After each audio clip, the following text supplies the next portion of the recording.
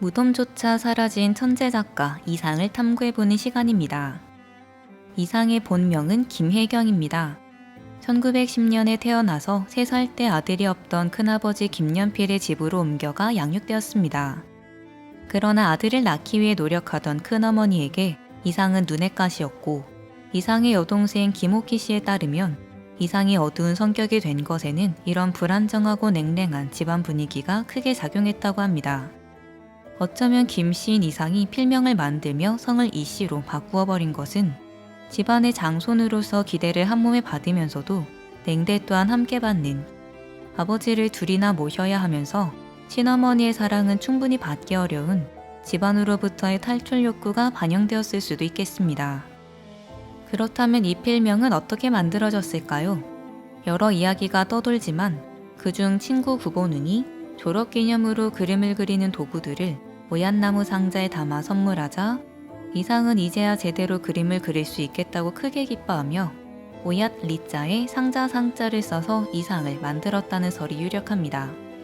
경성고등공업학교 건축과를 졸업하면서 남긴 글귀에 이상이라는 이름을 사용한 것으로 볼 때 적어도 고등공업학교 졸업 시기가 필명을 사용하기 시작한 시기와 맞물리는 것은 확실해 보입니다. 고등공업학교는 현재의 공과대학과 유사한 학교이며 경성고등공업학교는 최초의 공과대학이자 현재의 서울대학교 공과대학의 전신입니다. 이상은 이 학교의 건축과를 수석으로 졸업했습니다. 이상이 졸업하며 남긴 글귀는 막 20살이 된 이상의 예술관을 잘 보여줍니다. 보고도 모르는 것을 폭로시켜라. 그것은 발명보다도 발견. 거기에도 노력은 필요하다.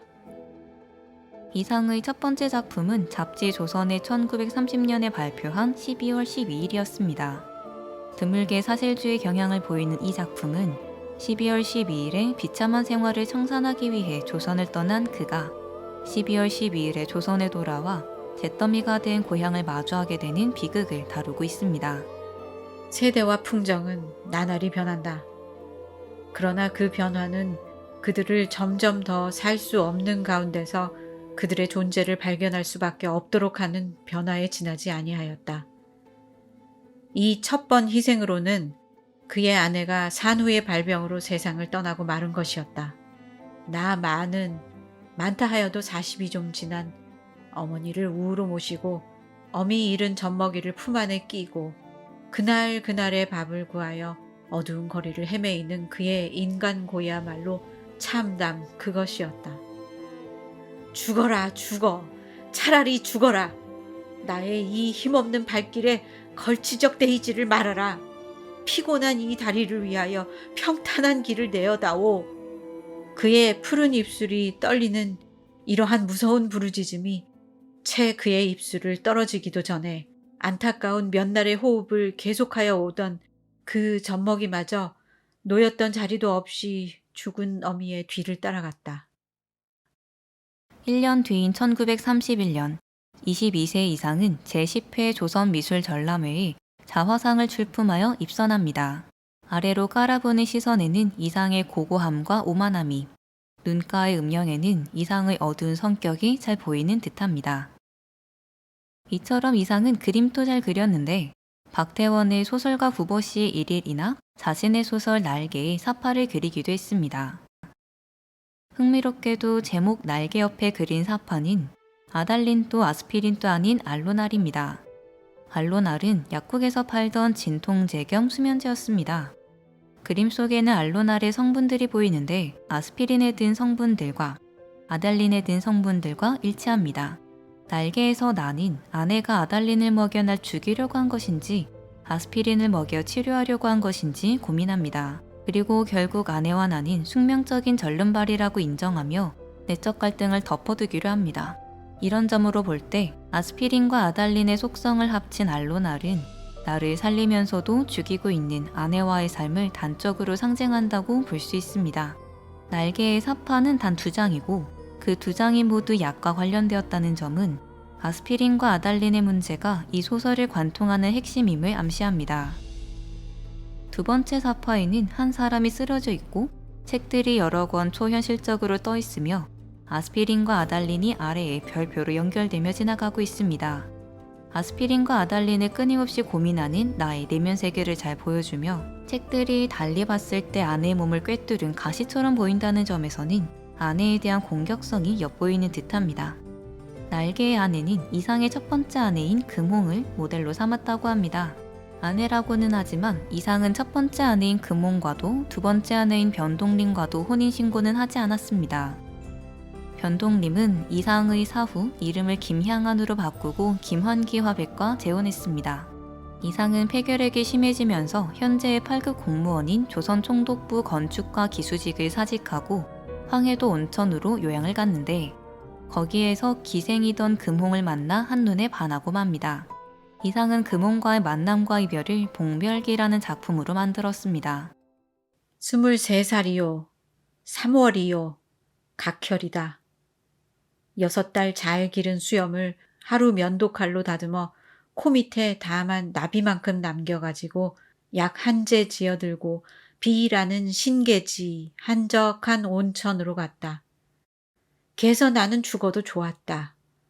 그러나 이내 아직 길을 펴지 못한 청춘이 약탕관을 붙들고 늘어져서는 날 살리라고 보채는 것은 어찌하는 수가 없다. 여관 한등 아래 밤이면 나는 억울해했다. 사흘을 못 참고 기어 나는 여관 주인 영감을 앞장세워 밤에 장구 소리 나는 집으로 찾아갔다. 개서 만난 것이 금홍이다. 몇 살인구? 체구가 비록 풋고추만 하나 깡그라진 계집이 제법 맛이 맵다. 16살? 많아야 19살이지 하고 있자니까 21살이에요. 그럼 내 나이는 몇 살이나 돼 배지? 글쎄 40? 39? 나는 그저 흥 그래버렸다. 그리고 팔짱을 떡 끼고 앉아서는 더욱 점잖은 채 했다. 서울로 돌아온 이상은 금홍과 함께 제비다방을 운영합니다. 이 시기에 나온 작품이 오감도 연작입니다.